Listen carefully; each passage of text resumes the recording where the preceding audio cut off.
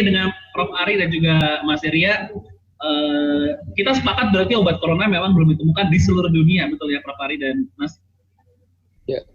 Cuma beberapa waktu yang lalu, sepertinya pemerintah yakin sekali kalau ada 5 juta butir obat yang akan masuk ini dengan nama Avigan dan Chloroquine. Nah, di awal-awal itu sebenarnya apa yang terjadi sih? Mungkin Mas Ria boleh jelasin kenapa Avigan dan Chloroquine ini sempat terbentuk sebagai obat corona juga? Ya. Itu kalau saya lihat itu kan kejadian 2 bulan apa 3 bulan yang lalu sewaktu kita angka corona di Indonesia semakin meningkat. Itu pemerintah kalau saya lihat itu belajar dari negara-negara duluan untuk COVID-19 ini. Misalnya Avigan itu dari beberapa publikasi dan pemberitaan mengatakan misalnya itu kalau saya tidak salah itu di Korea mengatakan Avigan itu menyembuhkan pasien COVID-19. Kemudian dari Cina pun atau dari Jepang pun juga menggunakan Chloroquine juga untuk penanganan COVID-19. Dan itu kan sebenarnya adalah penanganan darurat saja, bukan penanganan yang mengatakan bahwa ini obat untuk pasien COVID-19 gitu. Seperti itu, Mas. Nah, ini semua riset mengenai obat ini masih berjalan saat ini. Jadi kita melihat nantinya bagaimana hasilnya. Tidak itu yang disebutkan oleh Prof. Ari tadi masih berjalan Solidarity Clinical Trial.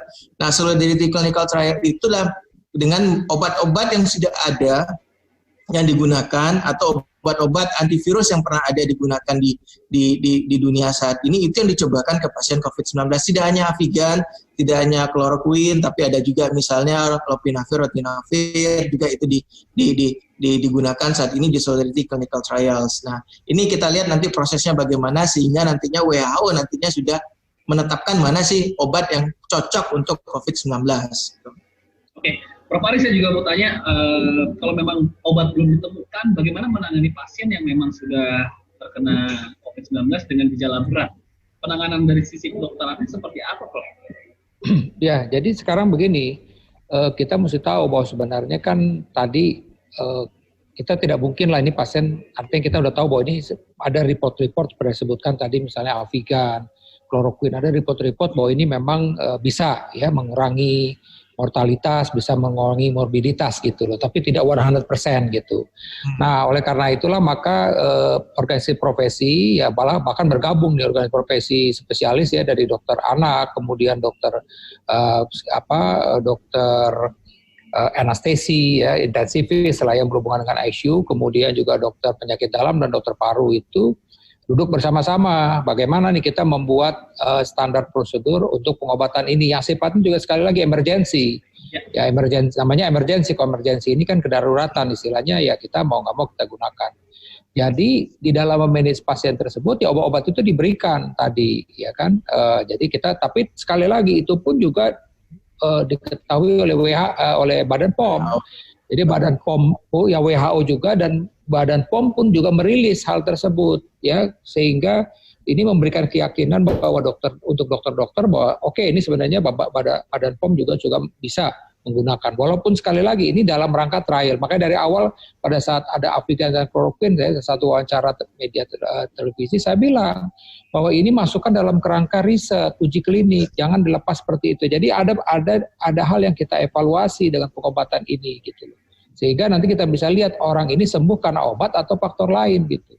Nah, jadi kembali lagi, bagaimana yang berat tadi? Ya tadi ada tahapan-tahapannya. Apabila pasien ini membutuhkan ventilator, maka kita harus siap dengan ventilator. Gitu. Dan apabila misalnya pasien ini mendapatkan komplikasi infeksi yang lain, karena bisa saja daya tahan tubuh turun, ya faktor yang lain, mungkin di pasiennya ada kencing manis, ada infeksi lain, maka infeksi lain disembuhkan. Jadi sekali lagi tetap upaya-upaya pengobatan itu tetap diberikan, tapi saya bilang tadi pada keadaan-keadaan tertentu ya obat yang benar-benar merilis virus itu sampai hilang itu belum ditemukan obatnya. Tapi sudah ada bukti-bukti bahwa obat ini memang mengurangi jumlah virus begitu. Jadi menekan angka kesakitan dan angka angka kematian dengan obat-obat yang ada ini. Tapi sekali lagi itu tadi masih belum dipastikan apakah benar-benar obat ini yang bermanfaat. Karena tadi ini masih dalam rangka uji klinik. Gitu.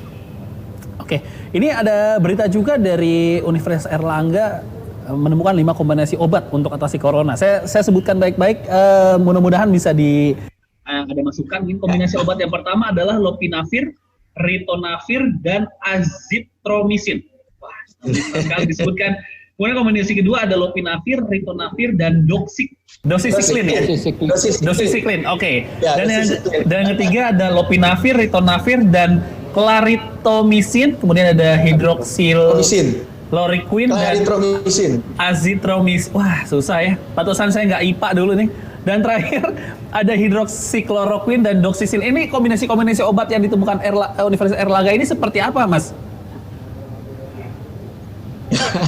Ya, ini kan kalau saya lihat dari rilis yang terbaru yang waktu konferensi pers dari teman-teman di Erlangga yang dengan di BNPB, ini kan 5 kombinasi obat. Jadi bukan suatu obat yang baru.